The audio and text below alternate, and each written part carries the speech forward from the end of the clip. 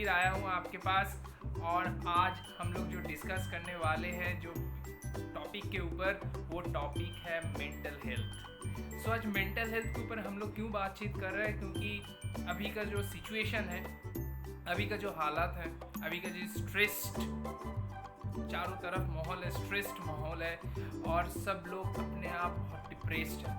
तो इसके रिगार्डिंग अगर हम लोग इसको लेके थोड़ा बातचीत करते हैं, थोड़ा शेयर करते हैं नॉलेज को, सो दैट कि इससे बहुत लोगों का फ़ायदा हो सकता है। बहुत लोग अपने आप ही अपने अंदर अपनी इमोशंस को कंट्रोल नहीं कर पा रहा है, इसके चलते बहुत लोग को बहुत सारे परेशानियों का सामना करना पड़ता है। सो आज इसीलिए इसी के रिगार्डिंग मैं आज आपसे डिस्कस करने वाला हूँ, जो कि बहुत ही इम्पोर्टेंट एक मुद्दा है। So let me share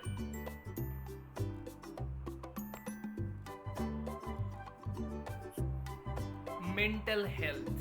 What is mental health? If your mental health is not good, mental health भी बहुत इंपॉर्टेंट है। हम लोग के फिजिकल जो हेल्थ है वो तो सही है, लेकिन उसके साथ साथ मेंटल हेल्थ भी बहुत ही इंपॉर्टेंट है।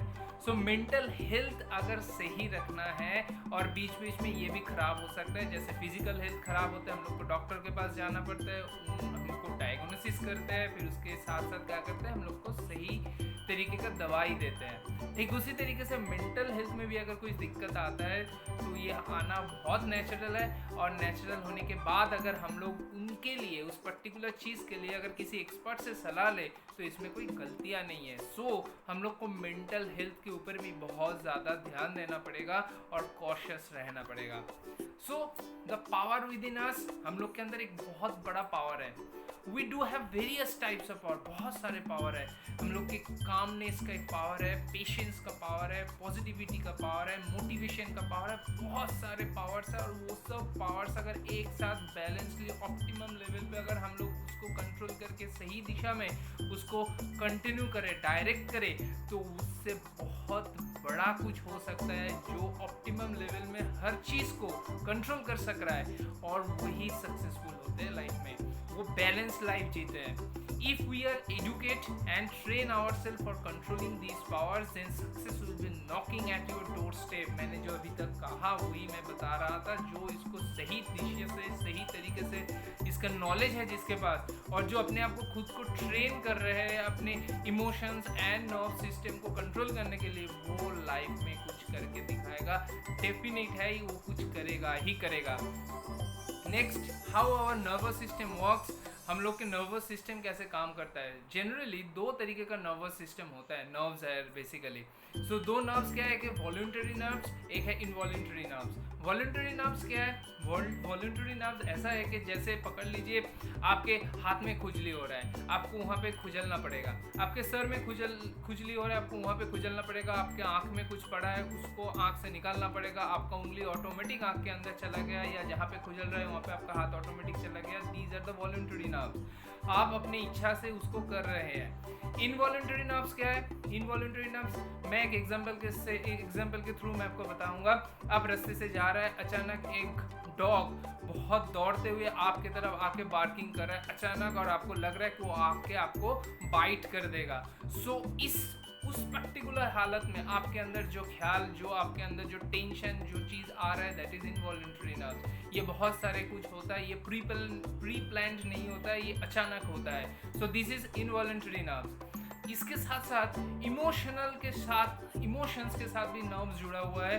दो तरीके का है, एक है सिंपैथेटिक नर्व, दूसरा है पैरासिम्पैथेटिक नर्व। सिंपैथेटिक नर्व जो आपको सिंपैथी देता है, दूसरों को कुछ भी अगर दिक्कत होता है, पेन होता है, डिजीज़ होता है, या कुछ भी उसका लॉस होता है, तो आपका वो नर्व्स उसी दिशा से, उसी तरीके से आपका नर्व्स के अंदर, आपके शरीर के अंदर जो एड्रेनलिन है उसको रिलीज करता है, और आप उस हिसाब से बिहेव करते हैं, एक्शंस में वो दिखाई देता है। ठीक उसी तरीके से पैरासिम्पैथेटिक नर्व्स क्या है? पैरासिम्पैथेटिक नर्व्स ये है कि this happens when any frightened situation occurs. मतलब क्या है कि कभी भी अगर अचानक कुछ हुआ, कुछ सरप्राइज हुआ, कुछ खराब चीज़ हुआ, या कुछ अचानक एक एक्सीडेंट हो गया, ऐसा कुछ सुने हैं और ये ऐसा न्यूज़ आया है, या आप उसके साथ उस पर्टिकुलर सिचुएशन में आप फेस कर रहे हैं, तो वो पैरासिम्पैथेटिक नर्व्स का जो रिलीज होता है अंदर से, जो एड्रेनालिन रिलीज होता है, वो पैरासिम्पैथेटिक नर्व्स का रिएक्शन है या एक्शन है, दोनों बता सकते हैं। सो दिस टू, सो हम लोग क्या बताएं, 2 टाइप्स ऑफ नर्व्स है, एक वॉलंटरी एक इनवॉलंटरी, और इमोशनली 2 तरीके का नर्व्स एक्शन लेता है, एक है सिंपैथेटिक नर्व्स और एक है पैरासिम्पैथेटिक नर्व्स। अभी नर्वस ब्रेकडाउन कैसे होता है इसके ऊपर थोड़ा हम लोग बातचीत कर लेते हैं। When we are in stress, हम लोग जब बहुत ज़्यादातर स्ट्रेस में रहते हैं, ऑफिस में हो सकते हैं, बिजनेस में हो सकता है, पर्सनल लाइफ में हो सकता है, तो उसके लिए बॉडी में रिएक्शन होता है। कैसे रिएक्शन होता है, एड्रेनालिन जो है वो रिलीज होता है। उस हिसाब से जब रिलीज होता है तो उसमें क्या होता है, क्या चीज़ क्रिएट होता है हम लोग के शरीर के अंदर, ये हम लोग के इमोशंस एंड नर्व्स के अंदर, that is anxiety, fear, confidence lose हो जाता है, हैप्पीनेस दूर चला जाता है और डिप्रेस्ड लगते हैं बहुत। सो ये नर्वस ब्रेकडाउन के कारण होता है। तो ये नर्वस ब्रेकडाउन के लिए हम लोग क्या कर सकते हैं, क्या सिम्टम्स आता है जनरली, इसके ऊपर आप लोगों को ध्यान देना पड़ेगा। आपके फैमिली मेम्बर के साथ अगर ऐसा होता है या आपके खुद के साथ ऐसा होता है तो आपको ये सब चीज़ को रियलाइज़ करना पड़ेगा और उस हिसाब से आपको एक्सपर्ट्स का सलाह लेना पड़ेगा या अपने आप को थोड़ा ठीक करना पड़ेगा, कंट्रोल करना पड़ेगा। कैसे कर सकते हैं, सिम्टम्स ऑफ नर्वस सिकनेस, पहला बात तो वॉमिटिंग होता है। बहुत सारे लोग अलग अलग तरीके से रिएक्ट करता है, हर एक का सेम ऐसा नहीं हो सकता, अलग भी हो सकता है। मैं इन जनरल यहाँ पे बता रहा हूँ, किसी का वॉमिटिंग हो सकता है, किसी का फीवर आ सकता है, किसी का शिवरिंग हो सकता है, किसी का पल्स रेट बढ़ सकता है, किसी का टॉयलेट में जाना आना ज़्यादा बढ़ सकता है, नंबर्स ऑफ जाना मतलब गोइंग टॉयलेट्स, सो उसमें भी ज़्यादा हो सकता है। So these are the some symptoms जहाँ से नर्वस ब्रेकडाउन होता है। और ये नर्वस ब्रेकडाउन बहुत ही खतरनाक चीज़ है। ज़्यादातर अगर वो कंट्रोल के बाहर चला जाता है तो बहुत कुछ हो सकता है, पैरालिसिस भी हो सकता है। सो इसको कंट्रोल रखना, इसको सही तरीके से ट्रीट करना बहुत ही इंपॉर्टेंट है। Next, what are the solution to cope up with this nervous breakdown. बहुत सारे पॉइंट्स हैं, यहाँ पे 4 पॉइंट्स को मैंने हाईलाइट किया हूँ। बहुत बड़ा पॉइंट्स, बहुत सारे बड़ा एक्सप्लेनेशन था, मैं उसका जिस्ट निकल के यहाँ पे मैं आपको बोल रहा हूँ। सो facing whatever the situation you are coming, means whatever the situation is coming to you, आपको फेस करना पड़ेगा। डिफिकल्टीज हो सकता है, चैलेंजिंग हो सकता है, फेरोशियस हो सकता है, बहुत फ्राइटेंड सिचुएशन हो सकता है, स्ट्रेसफुल हो सकता है, तो आपको फेस करना पड़ेगा। और फेस करने से ही आप उसका सॉल्यूशन निकल सकते हैं। अगर आप उससे दूर भागेंगे तो वो चीज़ आपको पीछे आपका रहेगा, आपको वो पीछे आपका चलता रहेगा और वो आपके दिमाग से कभी नहीं निकलेगा। इससे नर्वस ब्रेकडाउन होने का चांसेस बहुत ज़्यादा होगा। सो आप मत भागे, नहीं तो वो आपके पीछे दौड़ता रहेगा। नेक्स्ट, एक्सेप्टिंग, जो भी सिचुएशन है, जो भी हालत है, उसके लिए आप अपने आप को एक्सेप्ट करिए।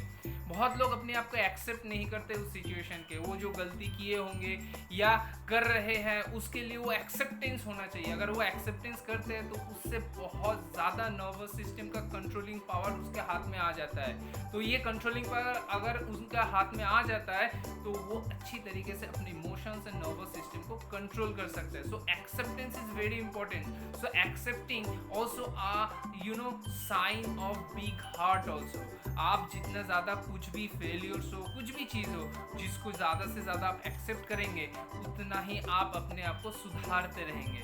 सो एक्सेप्टिंग करना भी बहुत इंपॉर्टेंट है। थर्ड इज फ्लोटिंग, अपने आप को छोड़ दीजिए, समय के साथ अपने आप को थोड़ा रिलीज करिए, क्योंकि आप जितना ही उस चीज़ के साथ इन्वॉल्व होते रहेंगे उतना ही आपका नर्वस सिस्टम ब्रेकडाउन की तरफ उतना ही ज़्यादा बढ़ता रहेगा।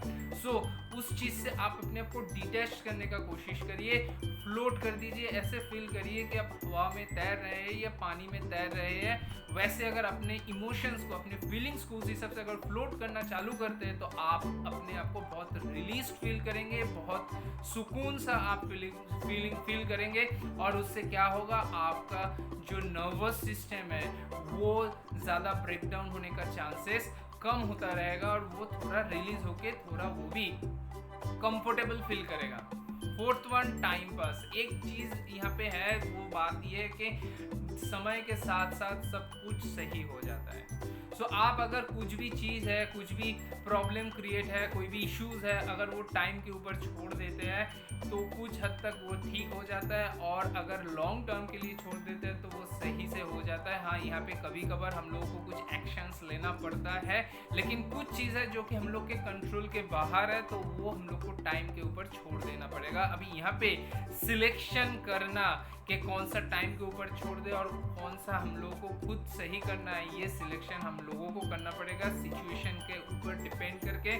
सो टाइम पास भी एक बहुत बड़ा इम्पोर्टेंट है।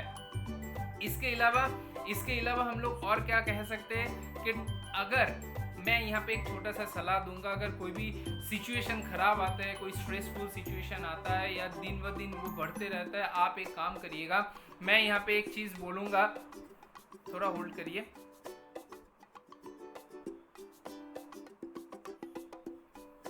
मैं यहाँ पे एक चीज़ बताऊंगा सो दैट के आप यहाँ से कुछ इसका कुछ सॉल्यूशन निकाल पाए। कोई भी स्ट्रेसफुल सिचुएशन आता है या कुछ भी प्रॉब्लम्स आता है, वो दिन का जितना सारा प्रॉब्लम्स है, जितना ज़्यादा स्ट्रेसफुल चीज़ है, वो एक पेपर में लिखिए, 1 2 3 4 करके लिखिए। लिखने के बाद क्या करिए, उसको ड्रॉयर में रख दीजिए, अपने ऑफिस के डेस्क के ड्रॉयर पे हो या घर के जहाँ पे आप अपना वर्क स्टेशन बना के रखें, उसमें उस ड्रॉयर पे रख दीजिए। रखने के बाद हर दिन हो या 2 या 3 दिन अंतर इट्स अप टू यू, आप कैसे उसको हैंडल करेंगे। उस पेज को निकालिए और देखिए उससे वो सब प्रॉब्लम्स में कितना प्रॉब्लम्स ऑलरेडी चला गया, सॉल्यूशन हो चुका है, सॉल्व हो चुका है, तो उसको वहाँ पे स्ट्राइक आउट कर दीजिए। अगर 10 के 10 अगर वहाँ पे सॉल्यूशन हो चुका है तो उसको फाड़ के डस्टबिन में फेंक दीजिए। ऐसे अगर आप करते रहेंगे, कोई भी सिचुएशन आए, आप अपने लाइफ का हर एक प्रॉब्लम्स को लिखिए और लिख के उसको ड्रॉयर के अंदर रख दीजिए। 1 हफ्ता, 1 महीना, 2 महीना जब भी हो, अगर उसको निकल के देखिएगा, ऐसा बहुत सारे प्रॉब्लम्स है जो आपने खुद तो कुछ किए नहीं है, सब टाइम के ऊपर छोड़ दिए, तो ऑटोमेटिक वो सॉल्यूशन हो चुका है, उसका सॉल्व हो चुका है और आप बहुत टेंशन फ्री हो चुके हैं। तो मैं आज के दिन में, आज ये जो टॉपिक के ऊपर मैंने बहुत क्रक्स जो ब्रीफ लेके, जो क्या बोलते हैं निर्यास है, मतलब एकदम जो मेन जो पार्ट है उसको मैंने यहाँ पे ब्रीफ किया। वो ब्रीफ किया इसीलिए क्योंकि ये बहुत बड़ा वास्ट एक सिलेबस है, मैं उतना ज़्यादा नहीं बोल सकता, या उतना ज़्यादा बोलूँगा तो आपके पास शायद उतना टाइम नहीं रहेगा। तो मैं एकदम जितना ज़रूरत था उतना ही आपसे डिस्कस किया। आज के सिचुएशन में जितना स्ट्रेसफुल लाइफ हो चुका है, जितना अनसर्टेनिटीज़ बढ़ चुके हैं, तो उसमें हम लोग को ये फॉलो करना बहुत ज़रूरी है। नर्वस सिस्टम को कंट्रोल करना बहुत ज़रूरी है।